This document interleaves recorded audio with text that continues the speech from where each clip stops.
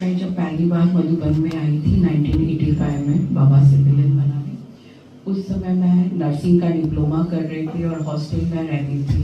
तो naturally hostel में तो खान पान का, तो फिर बड़ी दादी जी ने मुझे रतनमणि दादी जी के पास भेजा था कि कन्या है तो इसको ही करो।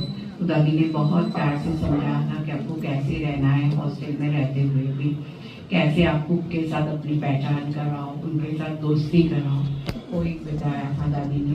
और फिर देखते देखते इतनी पालना वाला, इतनी सहज रीति से दादी ने किया कि लगा ही नहीं हमें कि नेक्स्ट टाइम जब मैं वापस मुंबई गई और हॉस्टल में रहना शुरू हुआ तो मुझे पता ही नहीं, मैंने इतना इजीली हर बात होती गई कि दादी ने जिस प्रकार से बताया। और फिर मैंने देखा कि मधुबन में आना भी 4 साल में ही मधुबन में आ गई थी कि बाबा के, मैंने कहा कि गवर्नमेंट जॉब करती थी, फिर भी मैंने कहा कि नहीं, मुझे बाबा के इसमें तन मन धन से समर्पित होना है। तो 1989 में कन्याओं के ट्रेनिंग में आ गई थी। और फिर जब हॉस्पिटल का पार्ट खुला तो फिर हॉस्पिटल में सेवा मिली। और अंतिम समय की मुझे बात याद आती है कि दादी जी हमें ऐसे बहुत काम बोलते थे, ना के बराबर दादी जी का रहता था बोलना। तो दादी जी की जो सेवा साथी बहनें थी, तो जो सुमन बहन शायद बीमार हो गई थी और बाकी 2 बहनें कुंभ के मेले में गई थी, तो लीला दीदी ने कहा कि कोई नर्स बहन मुझे 1 हफ्ते के लिए आप भेजो। तो हमने फिर भेज दिया था एक बहन को यहाँ से।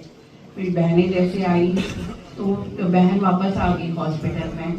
तो एक दिन दादी जी इन बहनों को कहती थी, ग्लोबल की बालिका कहाँ है। माना दादी को इतना हो कि ग्लोबल की बालिका कहाँ है, और दादियाँ हमेशा बालिका कन्या ऐसे ही याद करती थी। तो वो यादें वापस पुरानी है हुई। तो मैंने कहा कि हम ऐसे कहते हैं कि दादी एकदम ही, दादी को बराबर याद, हर चीज दादी को ही होता था। और दादी से जैसे कहा कि दादी की डिसिप्लिन लाइफ तो थी, लेकिन एक्यूरेसी भी बहुत थी।